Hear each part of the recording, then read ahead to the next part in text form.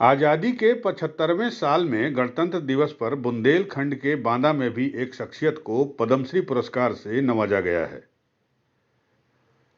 पद्मश्री पुरस्कार बांदा जनपद में 30 सालों से जल संरक्षण के लिए संघर्ष कर रहे सामाजिक कार्यकर्ता उमाशंकर पांडे को दिया गया है, जिन्हें बुंदेलखंड का जल योद्धा भी कहा जाता है। खेत में मेड़, मेड़ में पेड़, ये वो नारा है जो 30 साल पहले उमाशंकर पांडे ने किसानों को दिया था। बांदा मुख्यालय से 20 किलोमीटर दूर जखनी गांव के रहने वाले उमाशंकर पांडे ने अपने ही गांव में पानी की विकराल समस्या को समाप्त करने के लिए 30 साल पहले एक संकल्प लिया था और गांव के कुछ लोगों के साथ मिलकर इस मुहिम में जुट गए थे।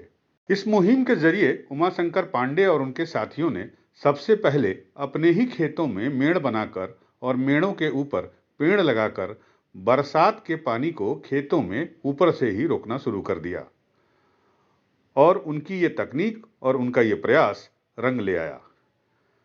उसके बाद धीरे धीरे पूरे गांव ने इस तकनीक को अपनाया और कभी सूखा और बंजर कहा जाने वाला जखनी गांव कुछ ही सालों में जलगांव में तब्दील हो गया।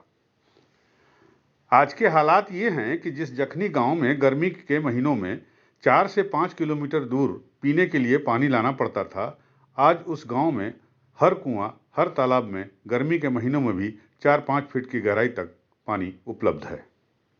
उमाशंकर पांडे बताते हैं कि यह तकनीक उनके पुरखों की है। हर खेत में मेड़ बांधो और हर मेड़ में पेड़ लगा दो, जिससे बरसात का पानी कहीं दूसरी जगह बहने के बजाय खेत में ही समा जाए और बरसात का ये पानी संरक्षित हो जाए। बीते 30 सालों से लगातार इस मुहिम में जुटे सामाजिक कार्यकर्ता उमाशंकर पांडे का ना तो कोई ऑफिस है और ना ही कोई एनजीओ है। खेत की मेड़ पर बैठकर और नीम के पेड़ों के नीचे बसेरा करके जल संरक्षण की इस योजना पर पिछले 30 साल से अमल करने वाले इस जल योद्धा की मुहिम से प्रभावित होकर सरकार ने उन्हें सम्मान करते हुए पद्मश्री से नवाजा है। इसको लेकर उमाशंकर पांडे और उनका परिवार बेहद खुश है। उमाशंकर पांडे और उनकी पत्नी का कहना है कि सरकार ने जिस तरह उनकी 3 दशकों की इस तपस्या का फल दिया है, उसके लिए वह प्रधानमंत्री मोदी का आभार व्यक्त करते हैं।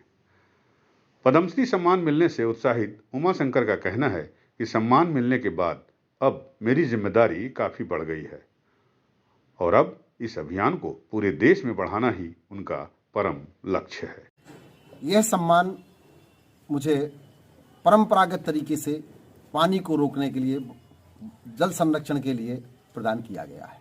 वैसे तो मैं इस मुहिम की शुरुआत 30 वर्षों से मुझे ऊपर हो गया काम करते करते, और जो मेरा काम करने का जो एक तरीका था वो बिल्कुल अलग टाइप का है।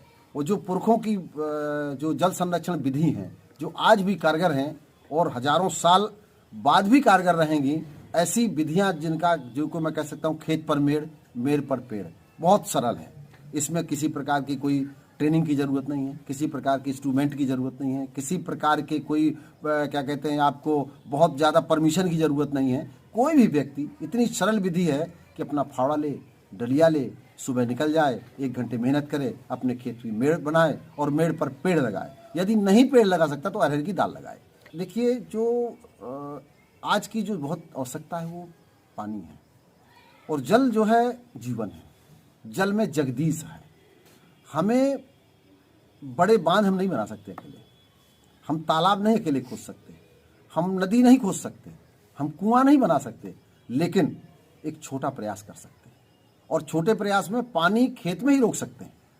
पुरखों की जो विधि थी, जो कहा गया वर्षा की बूंदें जहां गिरें वहीं रोकें। हमारे माननीय प्रधानमंत्री श्री नरेंद्र मोदी जी ने एक नारा दिया है कि कैच द रेन, वर्षा की बूंदों को पकड़ो।